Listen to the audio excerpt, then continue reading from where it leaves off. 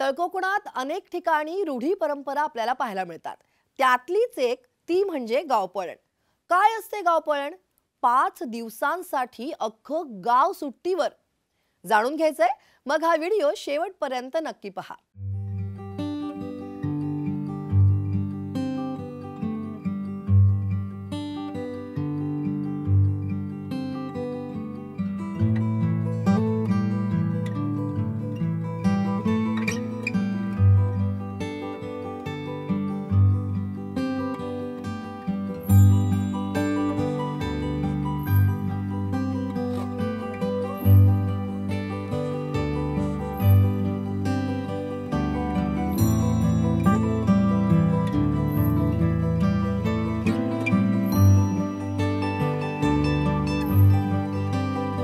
वैभववाडी तालुक्यातील शिराळे गावची गावपळण।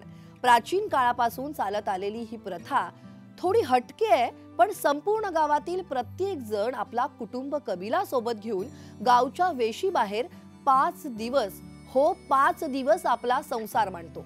वैभववाडीपासून 15 किलोमीटर अंतरावर असलेलं सह्याद्रीच्या कुशीत वसलेलं शिराळे गाव हे गाव म्हणजेच स्वतंत्र महसुली गाव बर का। गावात 80 कुटुंब, सुमारे 350 ते 400 लोकसंख्या। दरवर्षी पौष महिन्याच्या सुरुवातीला शिराळे गावची गावपळण सुरू होते। सिंधुदुर्गातील शिराळेच्या गावपळणीला 450 वर्षांची परंपरा आहे। गावपळणी दरम्यान शिराळेवासीय पाळीव प्राणी आणि पशु पक्ष्यांसह लागणारा धान्य साठा सोबत घेऊन जवळ असणाऱ्या सडुरे गावच्या हद्दीत दडोबा डोंगराच्या पायथ्याशी राहुट्यांमध्ये विसावतात। देवाला कौल लावून हुकूम घेतला जातो। बा देवा गांगेश्वरा, गावपळण आणि देवपळण करण्यास तुझी परवानगी असा काय, असं सांगणं करून उजवा कौल प्रसाद झाल्यावर 12-5 मानकरी एकत्र मेळ्यावर बसून भटजींना विचारून तारीख ठरवतात आणि त्यानंतर गावाबाहेर सर्व लोक बाहेर पडतात। देवाच्या भरोशावरती रानावनात आभाळाच्या छताखाली एकमेकांच्या सहवासात सहजीवनाचा आनंद घेतला जातो। तसंच गावभरणीच्या वेळी सुद्धा देवाला कौल लावूनच गावभरणी केली जाते बरं का। गावचं ग्रामदैवत श्री गांगेश्वराचा हुकूम मिळत नाही तोपर्यंत ग्रामस्थ गावाच्या बाहेरच राहतात आणि त्यामुळे 3, 5 किंवा मग 7 दिवसांची ही गावपळण असते। तळकोकणात 3 ठिकाणची गावपळण असते, त्यातीलच इतर गावात त्रैवार्षिक गावपळण असते। आचरा आणि चिंदर या गावात गावपळण असते आणि त्यामध्ये दरवर्षी गावपळण होणारं एकमेव गाव म्हणजे शिराळे गाव, जिथे हे ग्रामस्थ राहुट्या बांधतात। त्या राहुट्यांसमोर गुरं बांधण्यासाठी गाताडी म्हणजेच गोठे बांधले जातात। ज्या दिवशी घरातून बाहेर पडतात तो दिवस धरला जात नाही। या गावपळणी दरम्यान प्राथमिक शाळा सुद्धा राहुट्यांजवळ झाडाखालीच भरवली जाते। एसटीचा थांबाही तिथेच होतो। गावपळणी दरम्यान गावकरी शुक नदीच्या पात्रातील झऱ्यातील पाणी हे पिण्यासाठी वापरतात। शिराळे गावातली ह्यावेळची ही जी दृश्य जर पाहिली तर तुम्हाला वाटेल की गावात घरं आहेत पण माणसं कुठे दिसत नाहीत। तर गावच्या प्रथेनुसार वर्षातून एकदा इथं गाव सोडावंच लागतं।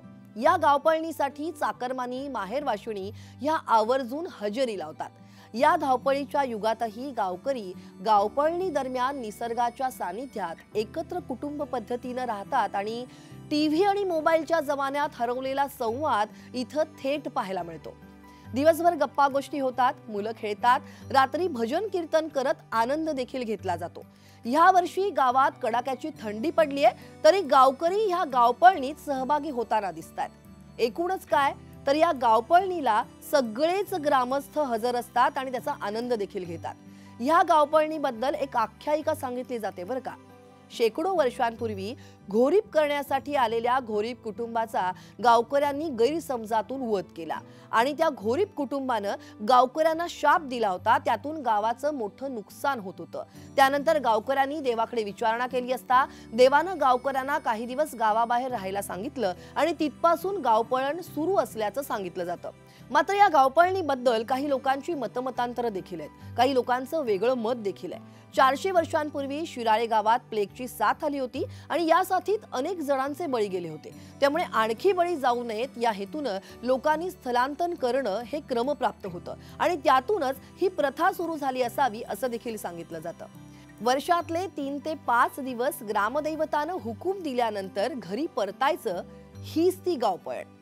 आजच्या आधुनिकतेच्या युगात श्रद्धेला अंधश्रद्धेचं ग्रहण लागू न देण्याची खबरदारी घेतल्यास परंपरा टिकवणं आणि त्यांचा आनंद घेणं निरंतर शक्य होईल. तुम्हाला हा व्हिडिओ कसा वाटला हे कमेंटमध्ये सांगायला विसरू नका आणि हा व्हिडिओ जास्तीत जास्त शेअर करा.